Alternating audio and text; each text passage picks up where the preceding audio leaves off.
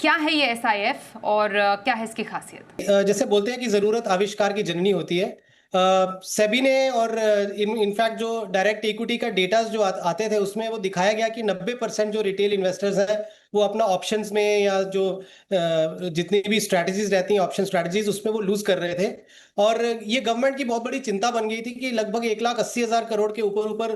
2-2.5 साल में पैसा लूज हुआ, और इवन 2025 में भी ये आंकड़ा बहुत ऊंचा चला गया था।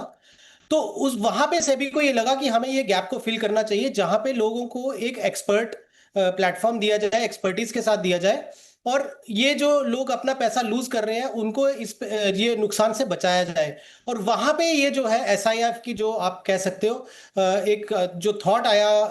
सेबी के माइंड में या इंडस्ट्री के जो एक्सपर्ट्स थे, और स्पेशलाइज्ड इन्वेस्टमेंट फंड जो है वो एक गैप क्रिएट करने की कोशिश की कि एक म्यूचुअल फंड और एक स्ट्रक्चरल जो प्रोडक्ट्स होते हैं जैसे पीएमएस हो गया या एआईएफ हो गया, ये तो एचएनआईज के लिए है, लेकिन थोड़ा छोटी टिकट जो कि 50 लाख या 1 करोड़ की होती है उससे नीचे की अगर टिकट साइज में कोई एक ऐसा प्रोडक्ट लाया जाए जो म्यूचुअल फंड मैनेजर्स को दिया जाए, एक्सपर्ट्स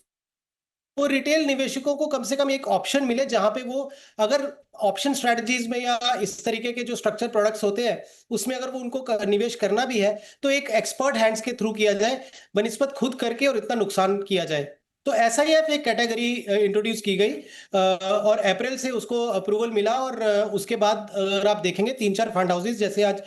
ईडलवाइज को रिप्रेजेंट कर रहे हैं सर, तो उनके प्लेटफॉर्म से भी एसआईएफ लॉन्च हुआ, एसबीआई ने लॉन्च किया, और क्वांट म्यूचुअल फंड का भी एसआईएफ आ चुका है।